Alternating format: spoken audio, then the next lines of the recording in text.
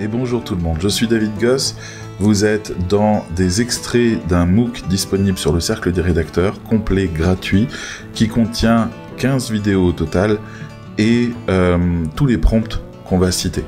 L'objectif de cette vidéo et de toutes les vidéos qui l'accompagnent, c'est de vous amener à passer au niveau rédacteur web hybride. Donc cette vidéo s'adresse particulièrement aux rédacteurs web en vous donnant toutes les clés d'utilisation de GPT-4 en niveau professionnel. Aujourd'hui, ce qui va différencier le plus un rédacteur web hybride de son client, c'est sa capacité à produire des contenus d'excellente qualité. Je vous souhaite une bonne découverte et voici le sujet.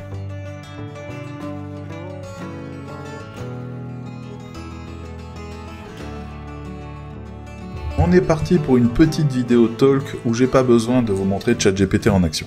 J'ai juste besoin de parler avec vous et de vous montrer quelques petites choses, de vous raconter quelques petites choses qui pourraient vous plaire. Si vous cherchez une version écrite de tout ce que je vais vous citer, vous trouverez ça dans le MOOC que nous proposons et le lien est dans la description et vous pouvez tout copier-coller sans problème. Tout sera référencé par écrit.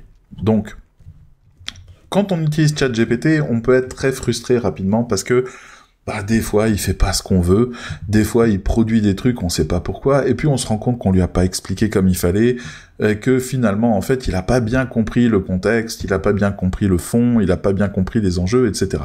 Donc, le cours d'aujourd'hui va porter sur le fait de réorienter ChatGPT quand il se plante joyeusement et quand il vous livre quelque chose qui vous agace. Bon.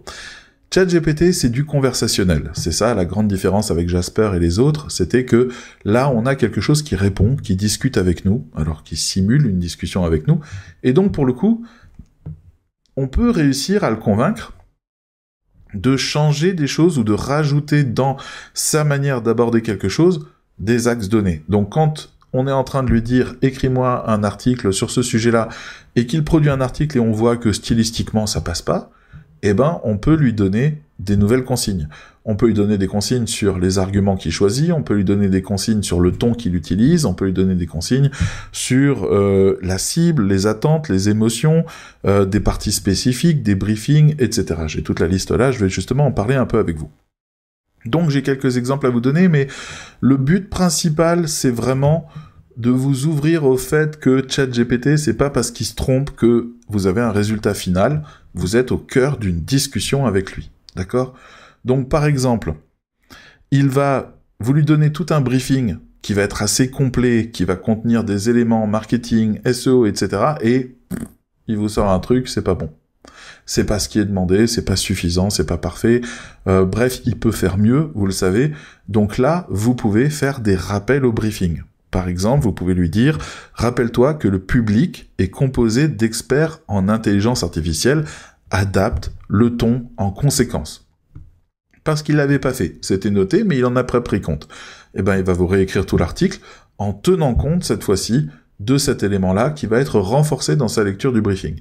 Donc vous pouvez corriger les choses quand il se trompe. Bon, ça fait une deuxième génération, une troisième peut-être, pour les éléments, mais vous pouvez réussir comme ça à réinvoquer des données qu'il n'a pas suffisamment pris en compte la première fois, parce que tout simplement, son briefing s'est parasité.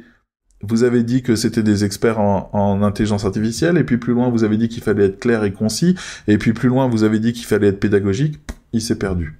Bon, ça, les briefings, on doit toujours être très clairs, donc là, en l'occurrence, vous pouvez faire un rappel en disant « c'est cette donnée-là qui est importante », et puis il la régénère.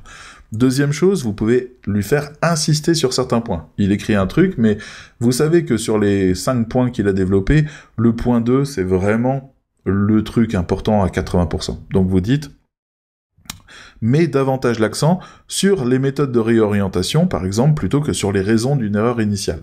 Donc c'est une manière de dire, en l'occurrence c'est des exemples, c'est une phrase d'exemple, mets l'accent sur, je ne sais pas, le point 2, vraiment beaucoup plus important que les points 1, 3, 5. Et il va restructurer l'intégralité de l'article pour mettre en avant le point 2 comme vous le voulez. Donc imaginez bien, vous êtes comme ça devant la matrice en train de dire « Ah, ça comme ça, déplace ça comme ça, mets ça, ouvrir, baisser... » Voilà, vous pouvez faire ce que vous voulez à partir de là. Et ça marche très bien. Donc, vous pouvez également lui permettre de redéfinir justement la cible et les attentes de la cible. Il écrit un texte, mettons, dans le domaine médical, et puis il est très formel. Et puis vous vous dites, les gens qui viennent lire ça, c'est des gens qui souffrent, c'est des gens qui vont pas bien, c'est des gens qui ont besoin d'attention, de bienveillance, donc vous pouvez redéfinir. Alors l'exemple que j'avais donné, c'est « Je m'adresse principalement à, assure-toi que les explications soient claires et simples ». En l'occurrence, ça c'est dans le cas où on veut quelque chose de simple. Mais on pourrait adapter ça en disant « Je m'adresse principalement à des gens qui souffrent, assure-toi que les réponses que nous donnons sont complètes et toujours bienveillantes ». Et là, on a un ton qui devient très différent, qui devient très adapté et qui fonctionne très bien. Donc on l'a déjà dit, hein, on peut définir le style et réécrire le style. On peut le faire à la volée en lui disant « Corrige immédiatement la chose et remets le style que je souhaite ». Donc aucun problème. Il y a un truc que j'aime bien, moi, c'est la présence des émotions. Ça, on le fait pas assez. Il y a plein de gens qui disent « Ça m'agace quand je vois ce truc-là ». Il y a plein de gens qui disent sur les réseaux « J'ai testé ChatGPT, oh là là, il est froid comme un glaçon, il manque complètement d'âme ». Donnez-lui une âme. Donnez-lui une âme et il en aura une. Il n'y a pas de problème. Donc, par exemple, ici, je souhaite un ton encourageant et positif tout au long du contenu. Mais ça peut être aussi, je souhaite un ton dramatique, je souhaite un ton inquiétant, je souhaite un ton qui fasse réfléchir, je souhaite un ton engagé, je souhaite un ton motivant, je souhaite, etc., etc. Mais ça peut être aussi, je souhaite une émotion. Il est capable d'entendre les émotions. Je trouve que ton texte n'est pas assez enrichi là-dedans, il me faudrait une émotion plus forte qui parle de ça, qui convainc de ça, etc. Sans problème, ChatGPT, c'est comme le stagiaire. Il comprend. Il comprend si vous lui dites, je ne pense pas que tu aies réussi à convaincre ce public-là, tu ne t'es pas assez engagé, tu ne t'es pas assez mouillé, il faut aller plus loin. Il va aller plus loin. Il n'y a aucun problème. Il va interpréter ce que vous dites et il va mettre de l'émotion partout où vous voulez. Vous pouvez aussi lui dire, je voudrais que dans la première partie, tu mettes telle émotion et qu'elle soit forte. Dans la deuxième partie, je voudrais que ce soit plus doux. Je voudrais que les gens soient plus compréhensibles, etc. Là, je décris AIDA, notamment, ou PPPC, ce qui sont des méthodes de copywriting. Et on peut lui faire partir très très fort, voire même trop fort. Des fois, ça peut être sérieusement impressionnant. Mais pour le coup, à vous de teinter d'émotion le contenu en lui disant où le mettre. Et vous pouvez le faire après coup en réorientant. Et il réécrira les parties avec l'émotion que vous demandez, sans problème.